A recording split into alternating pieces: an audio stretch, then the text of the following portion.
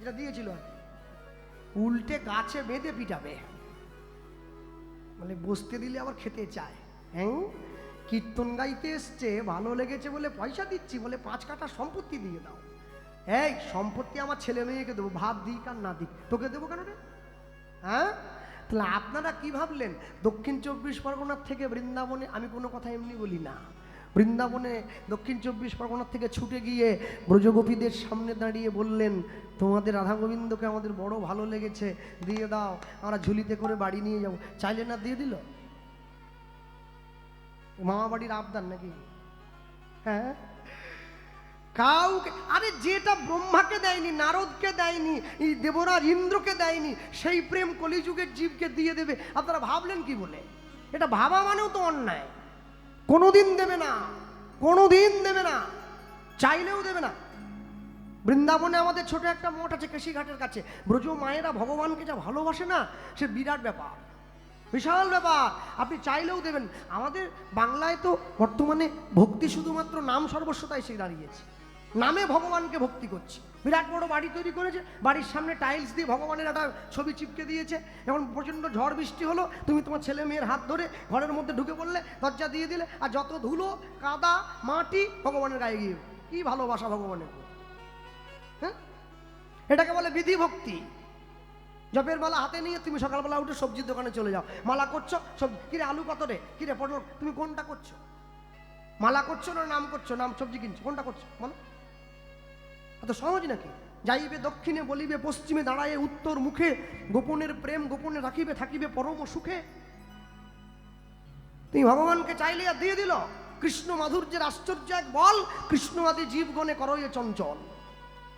স্বয়ং গোবিন্দ পর্যন্ত নিজের রূপ দেখে নিজে মোহিত হয়ে গেছে, ছুটে চলে গিয়েছে রাধারানীর সম্মুখে দাঁড়িয়ে বলছে, রাধে, এত সুন্দর রূপের মানুষটাকে আমি দেখার জন্য ছুটে ধরতে গিয়েছিলাম, আর যেই রূপের মানুষটাকে ধরতে গেলাম ওই দেয়ালের সঙ্গে মিলিয়ে গেল, আর আমার হাতটা টান দিয়ে ধরেছে বিশাখা সখী। বলছে, ওই মানুষটা নাকি তোমার কাছে আগে থেকে ধরা পড়ে আছে। তাহলে যে মানুষটা তোমার কাছে আগে থেকে ধরা পড়ে আছে, তুমি সেই মানুষটাকে আমাকে দিয়ে দাও, আমি চলে যাবো নিয়ে বাড়ি। রাধারানী বলছে, ওই মানুষটাকে নিতে গেলে তোমাকে আমার কাছে আসতে হবে। তাহলে স্বয়ং গোবিন্দ রাধারানীর কাছে ভিক্ষা চাইছে, তুমি আমাকে প্রেম দাও। আর আমরা কলিযুগের মূর্খ তিতাপদগ্ধ জীব, আমরা ভগবানকে ডাকি না, ভগবানকে ভালোবাসি না। আমি মনে মনে ভাবি, প্রেম আমি তো পেয়ে গেছি, আমার দরকার কি? মহাপ্রভু এসে সেই প্রেম আমাদের মাঝে বিলিয়ে দিয়েছেন। কেমন এসব জীব পাইবে উদ্ধার, বিষয় সুখেতে সবে মুজেছে সংসার, বলিলেও কেহ নাহি লয় কৃষ্ণ নাম, নিরবধি করে শুধু আমিত্বের ব্যাখ্যান। বাড়ি আমার, গাড়ি আমার, টাকা আমার, ছেলে আমার, হ্যাঁ, এত সম্পত্তি আমার, আমি কোনোদিন চিন্তা করিনি সব যদি আমার, তবে আমি কার? জগতের সব থেকে বড় আশ্চর্য জিনিস, মানুষ যেদিন নিজেকে চিনতে পারবে। কেন জানো? বাড়ির যে ঘরে শোও সেই ঘরে বড় একটা আয়না আছে, আয়নায় নিজের মুখ দেখা যায়, নিজের দেহটা দেখা যায়। আচ্ছা, যদি কেউ আয়নার উপরে সুন্দর করে কালি লাগিয়ে দেয়, আর কি মুখ দেখা যাবে? তাহলে হৃদয় আয়নাটায় গোবিন্দের প্রতিচ্ছবি দেখা যায়, কিন্তু আমিত্ব কামনা বাসনার ময়লাটা এমনভাবে লেগে আছে না, যে চাইলেও ভগবানের ছবিটা দেখা যায় না, চেষ্টা করে দেখার জন্য কিন্তু দেখতে পারে না, চাইলেও দেখা যায় না। তুমি যারে বর্ষাতে টানিবে, সে তোমার আরো পিছন দিকে টেনে নিয়ে চলে, তুমি টানতে চাও কিন্তু টানতে পারো না। ছোটকালে কবিতা পড়েছিলেন না, কুমোরপাড়ার গরুর গাড়ি, বোঝাই করা কলসি গাড়ি, গাড়ি চালায় বংশীবদন, সঙ্গে ভাগ্নে মদন। তা কুমোরপাড়া কেন, পালপাড়া হবে না কেন, মন্ডলপাড়া হবে না কেন? যিনি লিখেছেন এত বোকা নয়, তিনি লিখেছেন, তিনি আমার মতো ছোট মাথার লোক অনেক দূর পর্যন্ত চিন্তা করেছে। কুমোরের কাজ কি? কুমোরের কাজই হচ্ছে মাটির হাঁড়ি করা, তৈরি করা। জগতের সব থেকে বড় কুমোর কে? শ্রী ভগবান। এই যে মাটির তৈরি করেছিল, হ্যাঁ, কেউ একটু ফর্সা, কেউ একটু কালো, কেউ একটু লম্বা, কেউ একটু বেঠে, যার হাতে যখন যেরকম মাপ এসে সেরকম করে বানিয়ে দিয়েছে। কুমোরপাড়ার গরুর গাড়ি, গরুর গাড়ি কেন? বড় দামি টাটা সুমো নয় কেন, গরুর গাড়ি। গরু নিতাই গৌর প্রেমানন্দে হরিবোল হরিবোল হরিবোল।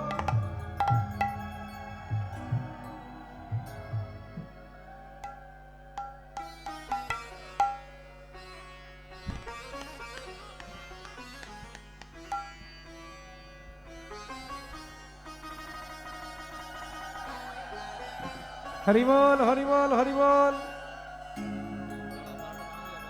হ্যাঁ,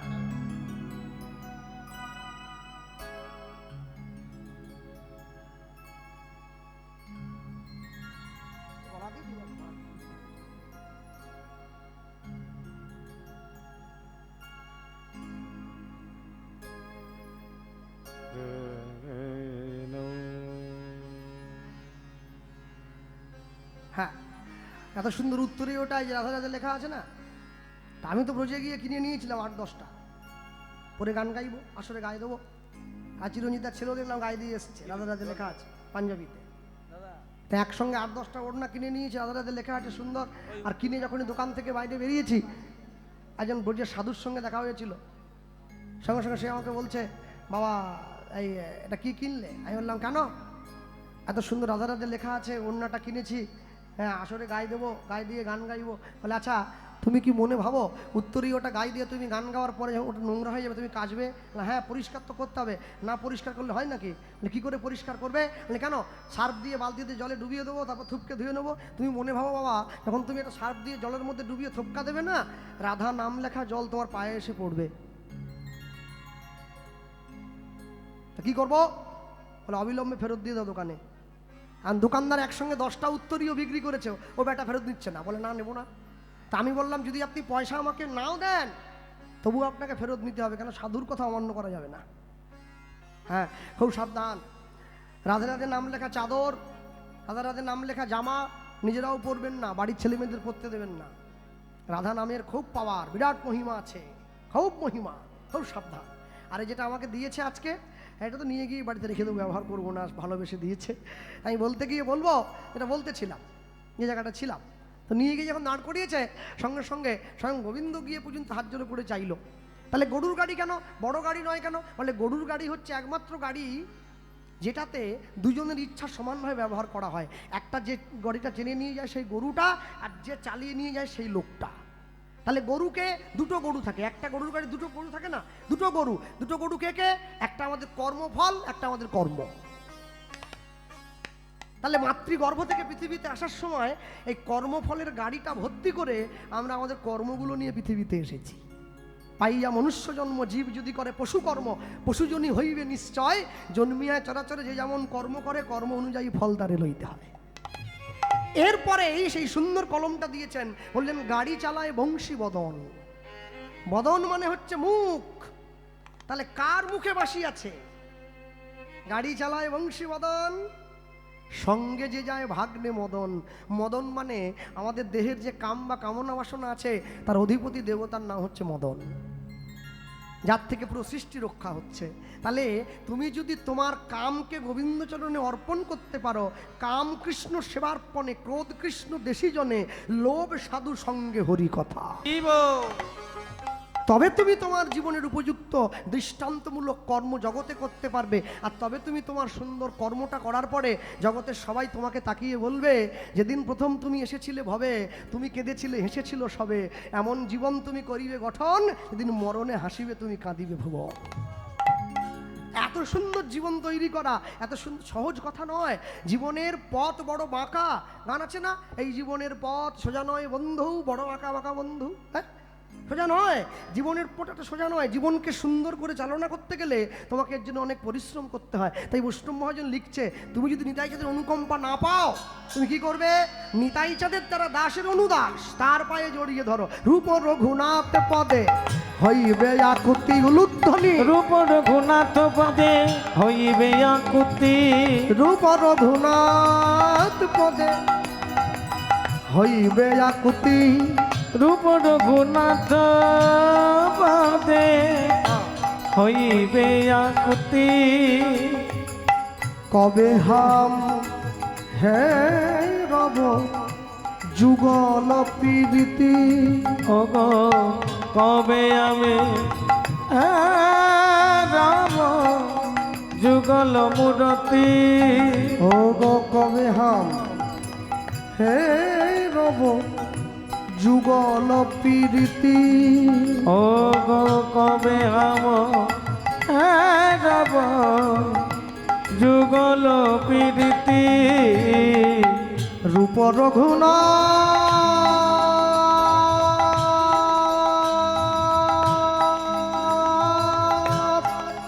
পদে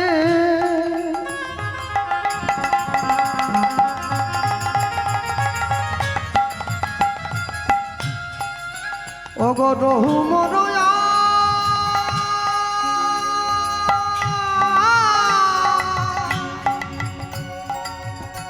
প্রার্থনা করো এ সদাই নরোত্তম দাস। আজি রূপর গো নাথ পাদে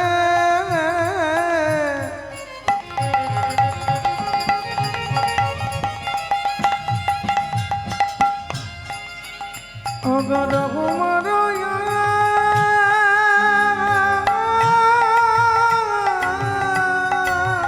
আহা, প্রার্থনা করো এ সদা নরোত্তম দাস। ও গো প্রার্থনা করো এই সদাই নরোত্তম দাস। ও প্রার্থনা করো এ সদা নরোত্তম দাস। বৈষ্ণব মহাজন পদকর্তা শুধু পদাবলীটা লিখলেন না, আখরটাও সাজিয়ে দিলেন। কি বললেন? আমি এক মুখে বলতে নারী, এক মুখে বলতে নারী, বলি আমার নিতাই গৌরের লীলা মাধুরী। আমি এক মুখে বলিতে নারী, বলি যাই রে প্রেমের বলিহারি। অগো এক মুখে বলিতে নারী। আচ্ছা, বলিহারি মানে কি? বাহবা দেও, বাহ বাহ বাহ বাহ বাহ। বলি যাই রে প্রেমের বলিহারি, এক মুখে বলিতে নারী, আমি যতবার বলি ততবার হারি। এক মুখে বলিতে নারী, বলি এক মুখে বলবো কত, এক মুখে বলিতে নারী, আমি যদি বা বলি বছর শত। আমি এক মুখে বলিতে নারী, বলি প্রেমানন্দে বল হরি হরি। এক মুখে বলিতে নারী, বলি নিতাই গৌরের লীলা মাধুরী। এক মুখে বলিতে পারি নিতাই গৌরের লীলা মাধুরী। এক মুখে বলিতে নারী, এক মুখে বলিতে নারী, অগ প্রার্থনা করো এ সদা নরোত্তম দাস। অগ প্রার্থনা করো এ সদা নরোত্তম দাস। রূপ রঘুনাথ পদে রঘু মোরয়াস। রঘুমরয়া প্রার্থনা করো এ সদাই নরোত্তম দাস। প্রার্থনা করো এ সদা নরোত্তম দাস। চলো ছোট্ট করে গৌরচন্দ্রিকা শুনে নিলাম, লীলা মাধুর্য প্রবেশ করব। আর প্রবেশ করার পূর্বে আমি শুধু একটা লাইন আপনাদের মনে করিয়ে দেবো, বিশ্বকবির লেখা, খুব ছোট্ট করে মনে করিয়ে দেবো। সখী ভাবনা কাহারে বলে, সখী যাতনা কাহারে বলে।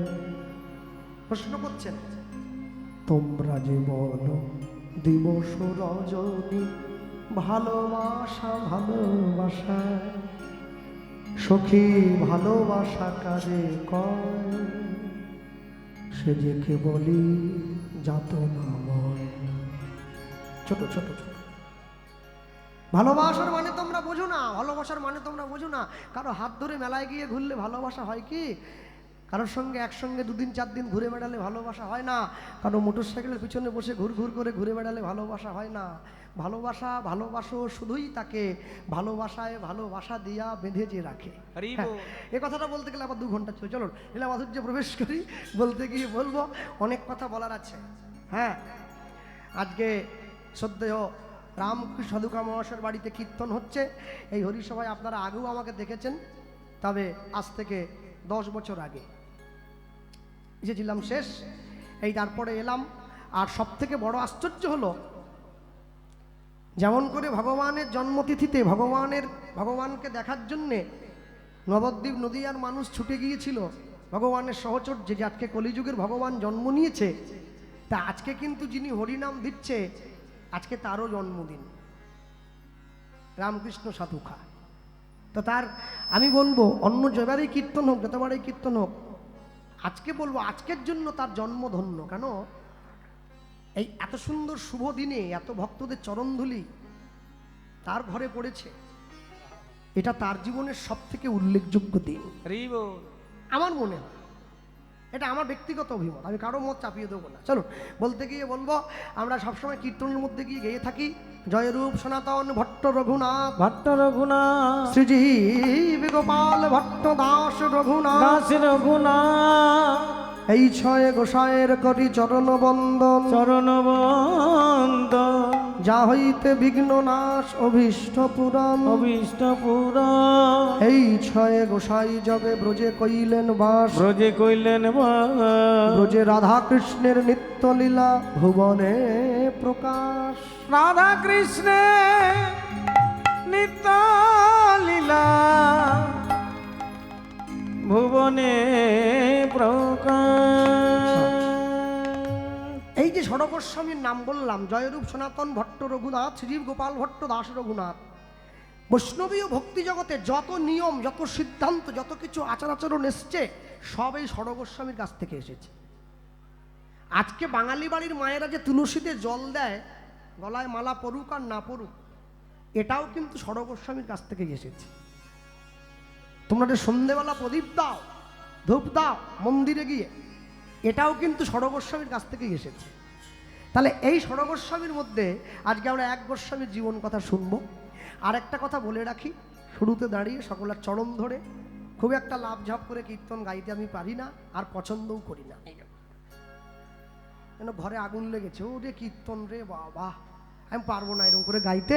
ধৈর্য দিয়ে আস্বাদন করবেন, মন দিয়ে প্রাণ ভরে। আমার গুরু কৃপা বলে যতটুকু চেষ্টা করব বলাবার শোনাবার জন্য।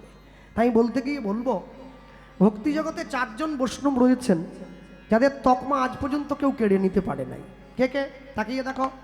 নামে ঠাকুর হরিদাস, হরিদাস, প্রণামে রঘুনাথ দাস, রঘুনাথ দাস, আচারে শ্রী রামানন্দ, রামানন্দ, হরিনামে প্রচারে শ্রীপাদ নিত্যানন্দ, শ্রী নিত্যানন্দ।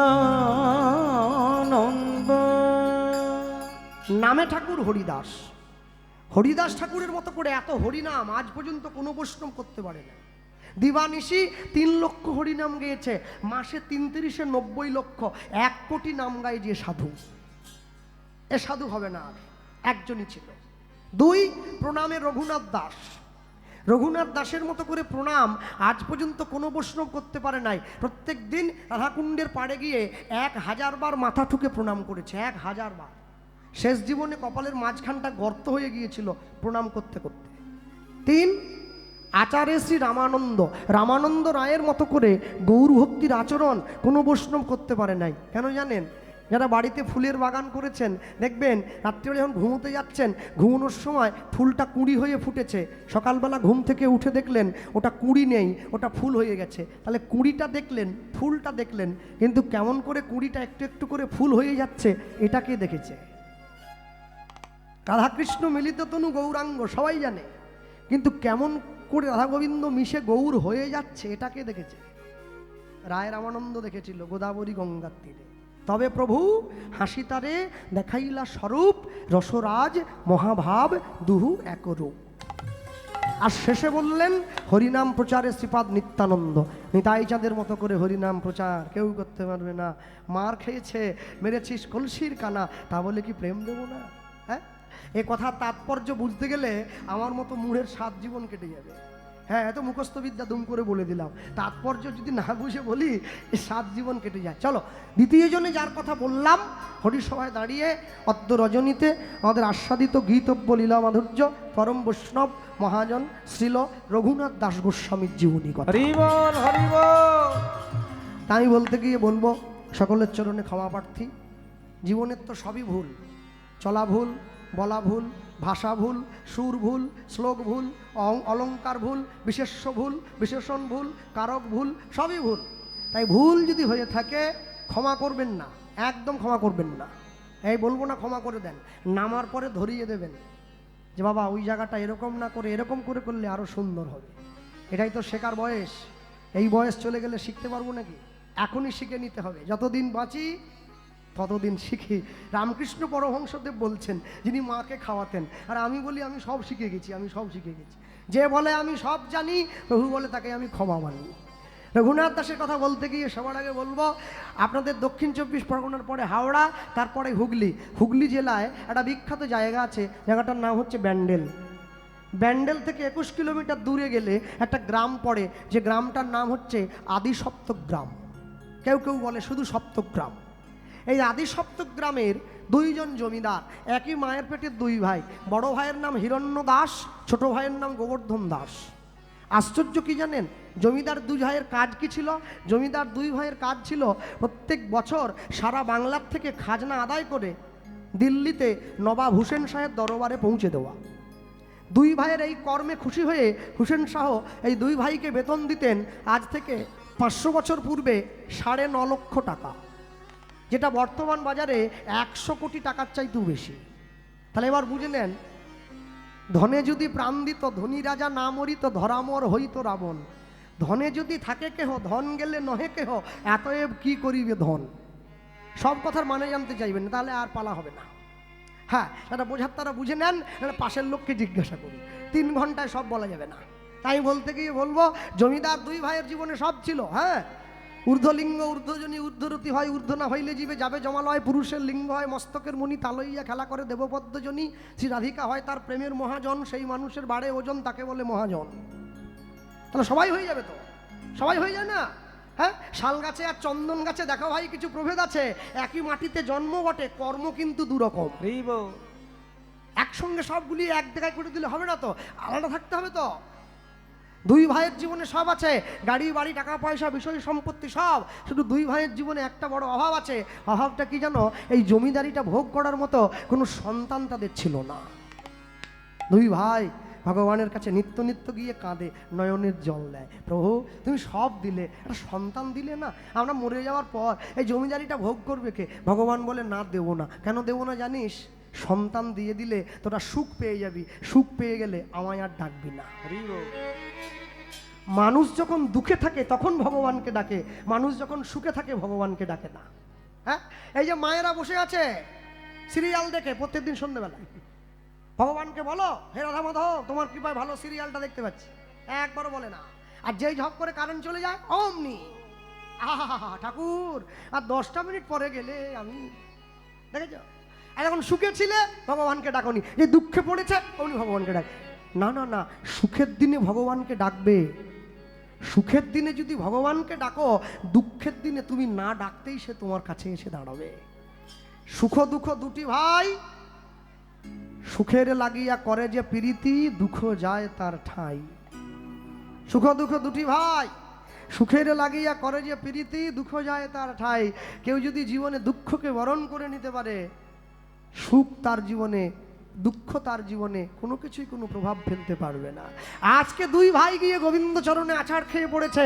এতদিন পর্যন্ত তুমি আমাদের অনেক কাঁদিয়েছ, আজ আমরা দুই ভাই তোমাকে বুদ্ধি করে এমন একটা জিনিস বলবো, দেখি তুমি কি করে মুখ ফিরিয়ে থাকো। দুই ভাই গিয়ে ভগবানের সামনে দাঁড়িয়ে বলছে, প্রভু এতদিন পর্যন্ত সন্তান চাইছি নিজেদের জন্যে, আজকে সন্তান চাইছি তোমার সেবার জন্য। আমরা মরে যাওয়ার পরে তোমার চরণে ফুল তুলসী কে দেবে? তাহলে আমাদের জন্য দিতে হবে না, তোমার সেবার জন্য সন্তান দিয়ে দাও। ভগবান এইবার বিপদে পড়ে গেছে, সর্বনাশ করলি। হ্যাঁ, ওরে এতদিন পর্যন্ত পালিয়ে পালিয়ে বেড়াতাম, কিন্তু তোরা একটা এমন জিনিস আমার কাছে এসে বসে চাইলি, আমি চাইলেও আর পালিয়ে বেড়াতে পারবো না। হ্যাঁ, দুই ভাই উচ্চস্বরে ভগবানের নাম গাইছে, করে করতালি দিয়ে। শুধু ওরা গায় নাই, রাজ্যের সকল প্রজা, তাদেরও মনে দুঃখ, আমাদের জমিদারিটা নষ্ট হয়ে গেল, তারাও মিলে গাইছে। আর আমরাও গাইবো একসঙ্গে কণ্ঠ মিলিয়ে। হ্যাঁ, হাতে তালি দিয়ে বলবো কি, কৃষ্ণ নাম কৃষ্ণ নাম কৃষ্ণ নাম করো, কৃষ্ণ নাম কৃষ্ণ নাম কৃষ্ণ নাম করো। আস্তে মনে রাখবেন, আমি এমনি এমনি তালি দিতে বলিনি। ভগবানের জন্য হরিনাম করলে হাতে তালি দিয়ে অন্তত কিছু না হোক পরমাত্মাটা পরিতৃপ্ত হয়। হাতটা উপর করো। তারা পিছন দিকে বসে আছেন, একদম পিছনে তুলেছেন কোথায়? হ্যাঁ, একটু তালি দিতে হবে। জোরে দাও। হিন্দি ভজনে তো খুব তালি দাও, বাংলায় দাও। কৃষ্ণ নাম, কৃষ্ণ নাম, কৃষ্ণ নাম করো, কৃষ্ণ নাম, কৃষ্ণ নাম, কৃষ্ণ নাম করো। উলুধ্বনি। কৃষ্ণ নামে কৃষ্ণ নাম, কৃষ্ণ নাম করো, কৃষ্ণ নামে কৃষ্ণ নাম, কৃষ্ণ নাম করো, কৃষ্ণ নামে কৃষ্ণ নাম, প্রেম সে বলো। নাম করো, কৃষ্ণ নামে কৃষ্ণ নাম, কৃষ্ণ নাম করো, কৃষ্ণ নাম, কৃষ্ণ নাম, কৃষ্ণ নাম করো, কৃষ্ণ নাম, কৃষ্ণ নাম, কৃষ্ণ নাম করো। নিতাই গৌর হরি বল। কৃষ্ণ নাম করো, কৃষ্ণ নামে কৃষ্ণ নাম, কৃষ্ণ নাম করো, কৃষ্ণ নাম, কৃষ্ণ নাম, কৃষ্ণ নাম করো, কৃষ্ণ নাম, কৃষ্ণ নাম, কৃষ্ণ নাম করো, কৃষ্ণ নাম, কৃষ্ণ নাম, কৃষ্ণ নাম করো। হাত নামিয়ে নিচে কারা? এখনো দুদিন নামিয়ে নিলে হবে। নাও। কৃষ্ণ নাম, কৃষ্ণ নাম, কৃষ্ণ নাম করো, কৃষ্ণ নাম, কৃষ্ণ নাম, কৃষ্ণ নাম করো। কৃষ্ণ নাম, কৃষ্ণ নাম, কৃষ্ণ নাম করো, কৃষ্ণ নাম, কৃষ্ণ নাম, কৃষ্ণ নাম করো, কৃষ্ণ নাম, কৃষ্ণ নাম, কৃষ্ণ নাম করো, কৃষ্ণ নাম, কৃষ্ণ নাম, কৃষ্ণ নাম করো, কৃষ্ণ নামে কৃষ্ণ নাম, কৃষ্ণ নাম করো, কৃষ্ণ নামে কৃষ্ণ নাম, কৃষ্ণ নাম করো। তোমরা লজ্জা পাচ্ছ তালি দিতে? হ্যাঁ, আমার বাড়ি মেদিনীপুর, জানো? ধুলাগড় টোল ট্যাক্স পার হওয়ার সময় ওই ওই গাড়ির সামনে দাঁড়ায় কি বলে, মাসি মাসি। হ্যাঁ, আমি 10 টাকা নিয়ে তো বসেই থাকি। দেবো দেবো, হরে কৃষ্ণ বলো, হরে কৃষ্ণ বলো। ও টাকার জন্য বলুক আর বোন থেকে বলুক, বলেছে একবার হরে কৃষ্ণ দে। এই আমির খান পয়সা দে, আমার বলছে না আমির খান নয়, হরে কৃষ্ণ বলো। টাকার জন্য বলছে হরে কৃষ্ণ। মাসি হরে কৃষ্ণ বলে, মানুষ বলে না। বলো কৃষ্ণ নাম, কৃষ্ণ নাম, কৃষ্ণ নাম করো, কৃষ্ণ নাম, কৃষ্ণ নাম, কৃষ্ণ নাম করো, কৃষ্ণ নাম, কৃষ্ণ নাম, কৃষ্ণ নাম করো, তাই গৌর হরি বল। কৃষ্ণ নাম, কৃষ্ণ নাম, কৃষ্ণ নাম করো, কৃষ্ণ নাম, কৃষ্ণ নাম, কৃষ্ণ নাম করো, কৃষ্ণ নাম, কৃষ্ণ নাম, কৃষ্ণ নাম করো, কৃষ্ণ নামে কৃষ্ণ নাম, কৃষ্ণ নাম করো, কৃষ্ণ নামে কৃষ্ণ নাম, কৃষ্ণ নাম করো, কৃষ্ণ নামে কৃষ্ণ নাম, কৃষ্ণ নাম করো, কৃষ্ণ নামে কৃষ্ণ নাম, কৃষ্ণ নাম করো, কৃষ্ণ নামে কৃষ্ণ নাম, কৃষ্ণ নাম করো, কৃষ্ণ নামে কৃষ্ণ নাম, কৃষ্ণ নাম করো। নমো ব্রহ্মণ্য দেবায় গো ব্রহ্মণ্য হিতায় চ জগদ্ধিতায় কৃষ্ণায় গোবিন্দায় নমো নমো। গোবিন্দায় নমো নমো। ভগবান সব সহ্য করতে পারে, দুটো জিনিস পারবে না, একটা ভক্তের অহংকার আর একটা ভক্তের চোখের জল। আজ যখন দুই ভাইয়ের নয়নের জল গিয়ে গোবিন্দ চরণে পড়েছে, ভগবান আর থাকতে পারলো না, দৈববাণী করে জানিয়ে দিল, অচিরাতে তোমাদের ঘরে এক পুত্র সন্তান জন্ম গ্রহণ করিবে, জন্মগ্রহণ করিবে। আমার ভক্তির বলে সন্তান বলবান হইবে, বলবান হইবে। এই সন্তান কবু না রহিবে তোমাদের ঘরে, তোমাদের ঘরে জগৎ মাঝে আমার লীলা কথা, লীলা কথা প্রচার করিবে দারে দারে, প্রচার করিবে দারে দারে। পিতামাতার মৃত্যুর পরে পিতামাতাকে পিণ্ড দান করে পুত নামক নরক থেকে উদ্ধার করে বলে সন্তানকে বলা হয় পুত্র। অচিরাতে তোমাদের ঘরে এক পুত্র সন্তান জন্ম নেবে, আশীর্বাদ করেছে ভগবান। এরপরে ভগবান বললেন, এই ছেলেটা তোমাদের ঘরে থাকবে না, আমার ভক্ত হয়ে জগতে আমার লীলা কথা প্রচার করবে। দুই ভাই ঘরের বাইরে বেরিয়ে এসে চোখের জলটা মুছতে মুছতে এক ভাই আরেক ভাইকে বলে উঠছে, ভাই ভগবান যে বলল এই ছেলেটা ঘরে থাকবে না। বড় ভাই বলে উঠছে, হতে দে একবার, হোক, মন্দিরই তুলে দেবো, মন্দির ভেঙে দেবো, না থাকবে বাঁশ, না বাজবে বাঁশি। হ্যাঁ, মন্দির যদি না থাকে আমাদের ছেলে কেমন করে ভক্ত হয় দেখে নেব।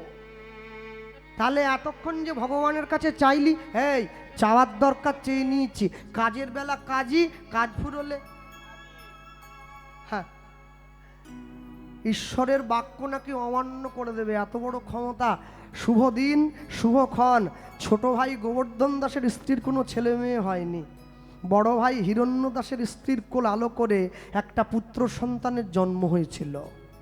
ছোট ভাই সম্পত্তির দলিলটা নিয়ে ছুটে এসেছে বড় ভাইয়ের কাছে, ভাই তাহলে আমার তো কোনো ছেলে মেয়ে হয়নি, তোর ঘরে হয়েছে।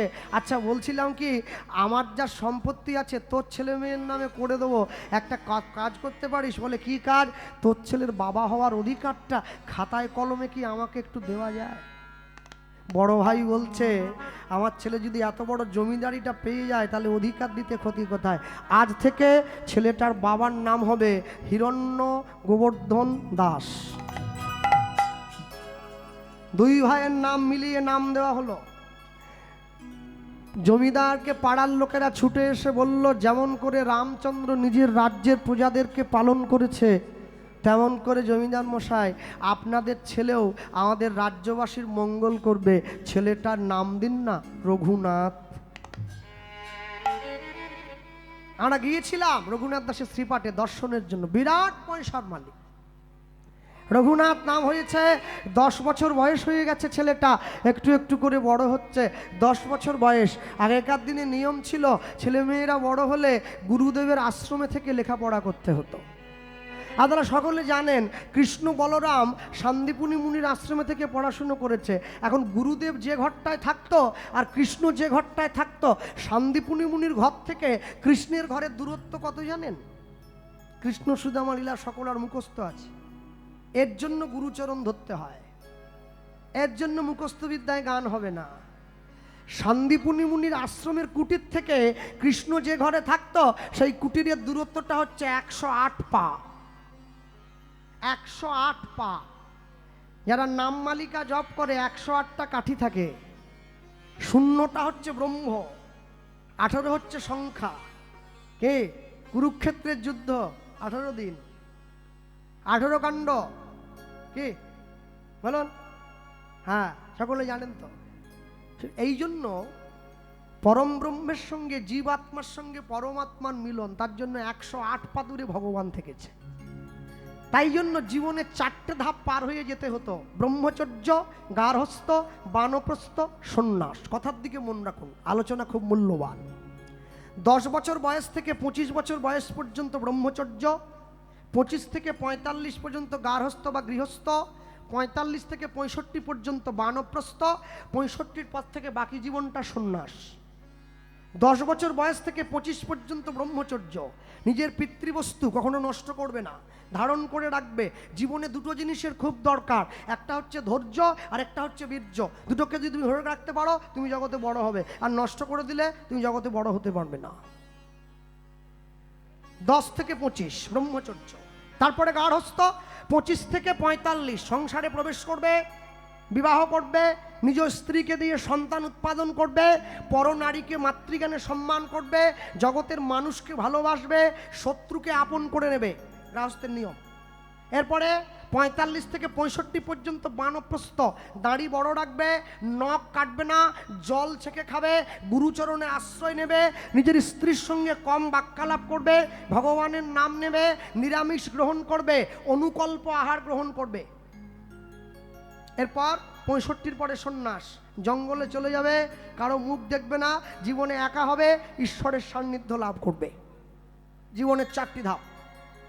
রঘুনাথ দাসকে জীবনের শুরুতে গুরুদেবের আশ্রমে নিয়ে যাচ্ছে রঘুনাথ দাসের বাবা আর জ্যাঠা। রঘুনাথ দাসের বাবা জ্যাঠা মিলে হাত ধরেছে। কোথায় নিয়ে যাচ্ছে? হুগলি জেলার চাঁদপুরে রঘুনাথ দাসের গুরুদেবের আশ্রম। গুরুদেবকে বলরাম আচার্য প্রভু, রঘুনাথ দাসের শিক্ষাগুরু। রঘুনাথ দাস কাছে গিয়ে বসেছে, আর যখনই গুরুদেব জানতে পারলো আজকে আমার আশ্রমে এত বড় একজন ছেলে আসছে, জমিদারের ছেলে, আহা এত বড় ছেলেকে আমি পড়াবো, এসো। ভালো মাস্টার কি চাই জানো? ভালো ছাত্রও যেন তার স্কুলে এসে ভর্তি হয়। হ্যাঁ, এবছর মাধ্যমিক পরীক্ষায় 10টা ছেলে যে 1 থেকে 10-এর মধ্যে নাম্বার করেছে, তার মধ্যে প্রথম 6টা ছেলে হচ্ছে নরেন্দ্রপুর রামকৃষ্ণ মিশনের ছেলে। এখন স্বামীজিদেরকে গিয়ে জানতে চাওয়া হলো কি করে আপনার আশ্রমের ছেলেরা প্রথম হলো। স্বামীজিরা উত্তর দিয়েছিল, এই 6টা ছেলেকে আমরা এই 1 বছর মোবাইল থেকে দূরে রেখেছিলাম, ফল আপনার সামনে দাঁড়িয়ে আছে। ছেলেকে মোবাইল নয়, ছেলেকে বাইক নয় জীবন দাও, আর মেয়েকে মোবাইল নয় সংস্কার দাও। রঘুনাথ দাস গুরুদেবের আশ্রমে গেছে, পালকির থেকে নেমেছে, কেউ শিখিয়ে দেয়নি। রঘুনাথ দাস গুরুদেবের চরণটা গিয়ে জড়িয়ে ধরেছে। কি বলছেন জানেন? জয় জয় শ্রী গুরু, গুরু আমার প্রেম কল্প শ্রী গুরু, গুরু আমার প্রেম কল্প বড় অদ্ভুত, অদ্ভুত যাক পরকাশ, বড় অদ্ভুত যাক পরকাশ, বড় অদ্ভুত যাক পরকাশ, বড় অদ্ভুত যাক পরকাশ। শ্রী গুরুদেবের অদ্ভুত প্রকাশ, শ্রী গুরুদেবের অদ্ভুত প্রকাশ। ওগো যার কৃপাতে আমার হয় মায়া না, শ্রী গুরু রূপে অদ্ভুত প্রকাশ। ইহলোচন আনন্দ ধাম, ইহলোচন আনন্দ ধাম। আমার হিয়া আগে জানো ওগো তিমির বড় জ্ঞান, অগিয়া আগে জানো তিমির বড় জ্ঞান। জ্ঞান সুচন্দ্র কিরণে করুণা, জ্ঞানে সুচন্দ্রকে রণে করুণা। আমার অজ্ঞান আধার দূর করেছে, আমার অজ্ঞানে আধার দূর করেছে। ওগো জ্ঞানের বাতি জ্বালায়ে দিয়ে অজ্ঞান আধার দূর করেছে। রঘুনাথ দাঁড়াও বাবা, দাঁড়াও। তুমি যে এত ভালো ভালো কথাগুলো আমার চরণ ধরে বড়িয়ে জড়িয়ে বলে উঠছ, এসো আমার বুকে এসো। গুরুদেব রঘুনাথ দাসকে বুকে জড়িয়ে ধরেছে। রঘুনাথ, এত ভালো ভালো কথাগুলো তোমায় কে শিখিয়েছে বাবা? এত সুন্দর সুন্দর কথা গুরুদেব কেউ শিখিয়ে দেয়নি, কেউ শিখিয়ে। তাহলে বললে কি করে? আমার মনে হলো তাই বলে। ও গুরুদেব বুঝে নিয়েছে তো, উঠন্তি মূল পত্রে চেনা যায়। হ্যাঁ রঘুনাথ, বাবা বা তোমার উপরে ঈশ্বরের কৃপা আছে গো। কিবা বিপ্র কিবা ন্যাসী শূদ্র কেন নয়, যেই কৃষ্ণ তত্ত্ববেত্তা সেই গুরু হয়। মুচি হইয়া সূচি হয় যদি কৃষ্ণ ভজে, সূচি হইয়া মুচি হয় যদি কৃষ্ণ ত্যাজে। হরি বল। রঘুনাথ দাস গুরুদেবের কাছে গিয়ে বসেছে। গুরুদেব রঘুনাথ দাসকে বুকে জড়িয়ে ধরেছে। রঘুনাথ আমার আশ্রমে থাকবে বাবা? হ্যাঁ আমি থাকবো। শোনো, আমার আশ্রমে থাকলে কিন্তু কর্ম করতে হবে। গরিবের আশ্রম, তুমি এমনি এমনি হবে না। গুরুদেব আমি কাজ করব। কি কাজ করবে একটু আমি বলো তো। আমি ঠাকুরের জন্য মালা গাঁথবো, ঠাকুরের জন্য ফুল তুলবো, ভগবানের মন্দিরটা মুছবো, গোবিন্দের জন্য ভিক্ষা করতে। বাহ, জমিদারের ছেলে হয়ে তোমার এত দীনতা, জমিদারের ছেলে হয়ে তোমার অন্তর এত সহজ, এত সরল। তোমার লাগবে না জপ, লাগবে না ধ্যান, তন্ত্র মন্ত্র লাগবে না। আগে সহজ হও, সহজ হলেই পাবে ঠিকানা। বাহ, এসো এসো এসো। রঘুনাথ দাসের হাত ধরে গুরুদেব রঘুনাথ দাসকে আশ্রমের ঘরে জায়গা করে দিয়েছে। রঘুনাথ দাস মনের আনন্দে আশ্রমে গিয়ে উঠেছে। আর একদিনকে গুরুদেব গিয়ে রঘুনাথ দাসকে বলছে, রঘুনাথ তুমি তো আমার আশ্রমে অনেকদিন থাকলে বাবা, আমাদের আশ্রমে আজকে একজন লোক আসবে। কে গুরুদেব? কে আসবে? নামাচার্য ছিল ঠাকুর হরিদাস আমাদের আশ্রমে আসবে। তুমি কি তাকে দেখতে যাবে? চলুন না। সকলে যাচ্ছে, আমি যাই। হরিদাস ঠাকুর এসেছে, সামনে বসে আছে। সকল ছেলে মেয়েরা একসঙ্গে বসেছে। হরিদাস ঠাকুরের বদন পানে রঘুনাথ দাস এক দৃষ্টে তাকিয়ে আছে। আর তাকিয়ে যে রয়েছে, আচ্ছা আস্তে তাকিয়ে যে রইল, হরিদাস ঠাকুর রঘুনাথ দাসের দিকে তাকাচ্ছে, কিন্তু তাকিয়েও না তাকানোর ভান করছে। ছোট ছেলে তো বোঝে না বোধ হয়, তাই তাকিয়ে আছে। হরিদাস ঠাকুর সকল ছেলে মেয়েদের ডেকে বলছে, জানো তো এতদিন পর্যন্ত রাধা গোবিন্দ আলাদা আলাদা হয়েছিল, কলিকালের মাটিতে দুই দেহ এক হয়ে এসেছে। হ্যাঁ গুরুদেব, কে সেই মানুষটা যে দুই দেহ এক হয়ে এলো? হরিদাস ঠাকুর সকল ছাত্রকে বলছে, কে এলো জানো? এসেছে ব্রজের বাঁকা, এসেছে ব্রজের বাঁকা কালো সখা, কালো সখা। আয় তোরা দেখবি, আয় দেখবি আয়, তোদের এই সোনার নদী আয়। এসেছে এসেছে এসেছে ব্রজের বাঁকা, এসেছে ব্রজের বাঁকা কালো সখা। আই তোরা দেখবি গায়, দেখবি গায়, তোদের এই সোনার নদী গায়। আস্তে যারা আমরা নতুন প্রজন্মে কীর্তন গাইছি, মানে এখনকার দিনে যারা আমরা শিল্পী হয়েছি, জানেন আমাদের মধ্যে নতুন একটা ভাব ঢুকেছে। কিরম ভাব? আমরা গান গাইতে গাইতে যখন দেখি কেউ একজন উঠে চলেই যাচ্ছে, আমি দেখলাম এই যে লোক তো উঠে যাচ্ছে, তাহলে বসাতে হবে। তা কি করে বসাবো?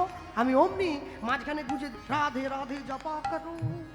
তুমি তো ভালোই করছিলে ভাই, মাঝে ওইটা গুঁজে দিলে কি? বলে না, লোকে যাচ্ছে। আরে যে যাওয়ার সে এমনি যাবে, যে থাকার সে থেকেই যাবে। তার না বলতে পারি না, এসেছে এসেছে এসেছে ব্রজের বাঁকা, এসেছে ব্রজের বাঁকা কালো সখা। আয় তোরা দেখবি আয়, দেখবি আয়, তোদের এই সোনার নদী গায়। উলুধ্বনি তোদের এই সোনার নদী গায়। এসেছে ব্রজের বাঁকা, এসেছে ব্রজের বাঁকা কালো সখা। আই তোরা দেখবি গায়, দেখবি গায়, তোদের এই সোনার নদী গায়, তোদের এই সোনার নদী গায়। রং ফিরেছে, ঢং ফিরেছে, ও তার রং ফিরেছে, আহা, ঢং ফিরেছে, আর রং ফিরেছে, ঢং ফিরেছে, রং ফিরেছে, বাবা ঢং ফিরেছে। ও গো কালো এখন চেনা দায়। এসেছে এসেছে এসেছে ব্রজের বাঁকা, এসেছে ব্রজের বাঁকা কালো সখা। আই তোরা দেখবি গায়, দেখবি গায়, তোদের এই সোনার নদী গায়, নিতাই গৌর হরি তোদের এই সোনার নদী গায়, তোদের এই সোনার নদী গায়। তার কালো বরণ নাই,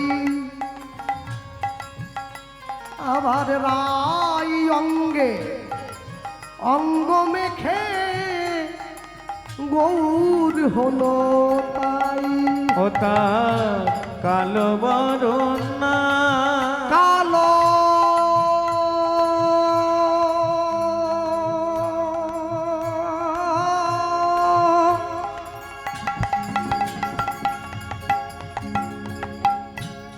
কালো বরণ নাই, বরণ নাই, বরণ নাই, কালো বরণ নাই, কালো বরণ নাই। কালো বরণ না ওই নারায় অঙ্গে, অঙ্গ দিয়ে গৌর কলতায়। ব্রজের ধুলো খেলা, প্রেমের খেলা, খেলতে এলো নদিয়ায়, নদিয়ায়। তোদের এই সোনার নদী গায়, তোদের এই সোনার নদী গায়। হরি বল। এসেছে ব্রজের বাঁকা, এসেছে ব্রজের বাঁকা, কালো সখা আয় তোরা দেখবি গায়, দেখবি গায়। তোদের এই সোনার নদী গায়, তোদের এই সোনার নদী গায়, তোদের এই সোনার নদী গায়। রঘুনাথ দাস প্রশ্ন করছে, ঠাকুর কৃষ্ণের তো হাতে বাঁশি ছিল, বাঁশিটা কোথায় গেল? হ্যাঁ, এই শোনো শোনো শোনো শোনো, তুমি ভালো কথা বলেছো রঘুনাথ, ভালো কথা বলেছো। মনে রাখবে, শোনো, যে কৃষ্ণের হাতে বাঁশি ছিল না, শ্যাম রাধা প্রেমে ঋণী হয়েছে, রাধা প্রেমে ঋণী হয়েছে। ওগো হাতের বাঁশি, হাতের বাঁশি। এই গানটা আমার মা যদি আজকে আসতো না, আমার মাকে দিয়ে গা করাতাম। আমার থেকে অনেক ভালো গান, মাই আমাকে ছোটকালে শিখিয়েছিল এই গানটা। ও তার হাতের বাঁশি, হাতের বাঁশি কেড়ে সমেত বিদায় দিয়েছে। রাধা প্রেমে ঋণী হয়েছে, আহা। ও তার হাতের বাঁশি কেটে নিয়ে বিদায় দিয়েছে। এখন বাঁশি নাই আর সাধবে কিসে, হাত তুলে তাই প্রেম বিলায়, প্রেম বিলায়। তোদের এই সোনার নদী গায়, হরি বল। তোদের এই সোনার নদী গায়। আহা। এসেছে ব্রজের বাঁকা, উলুধ্বনি। এসেছে ব্রজের বাঁকা, কালো সখা আই তোরা দেখবি গায়, দেখবি গায়। তোদের এই সোনার নদী গায়, তোদের এই সোনার নদী গায়, তোদের এই সোনার নদী গায়। এটা বৈষ্ণব মহাজন পদাবলী। কে লিখলেন? দাস বিশ্বরূপে কয়, এমন হয় কি না আর হয়। দাস বিশ্বরূপে কয়, এমন বাবা। হয় কি বা না হয়। যার কথা বলছি তিনি ভগবান মানতেন না, বিশ্বরূপ দাস ঠাকুর। নিজের স্ত্রীকে গিয়ে বললেন, তোমার গৌর যদি সত্যি সত্যি ভগবান হয়, কালকে সকালবেলায় আমার বাড়ির সামনে যে পুকুরটা আছে না, পুকুরের জলটা মিষ্টি হয়ে যাবে, তাহলে বুঝবো তোমার গৌর ভগবান। কোথায় বাড়ি? মালদা জেলা, রামকেলি নিবাসী বিশ্বরূপ দাস ঠাকুর। পরের দিন সকালবেলা যেই জলে হাত দিয়েছে, মুখে নিচ্ছে, পুকুরের জল তো মধু হয়ে গেছে। সেই পুকুরের পাড়ে বসে লিখছে, দাস বিশ্বরূপে কয়, এমন হয় কি না আর হয়। দাস বিশ্বরূপে কয়, এমন হয় কি না হয়। ওগো সময় বুঝে ওই চরণে সব সঁপে দিতে হয়। ওগো সময় জেনে ওই হরি চরণে বল। সব সঁপে দিতে হয়। দেখো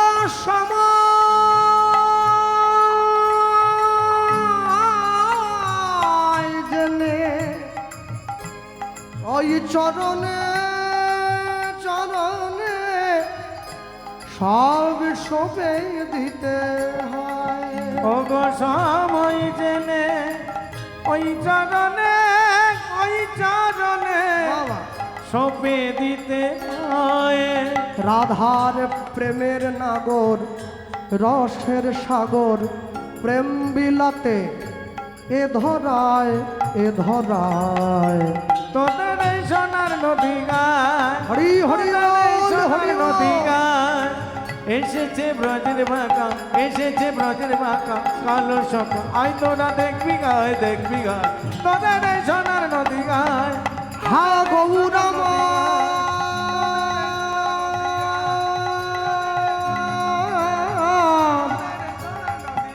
তুমি করুণা করো এই জগজীবে দয়া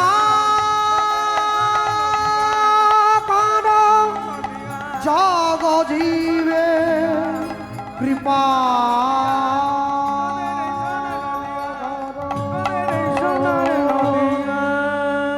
আমি তোমার হলাম আমি তোমার গোলাম আমি তোমার হলাম আমি তোমার গোলাম আমি তোমার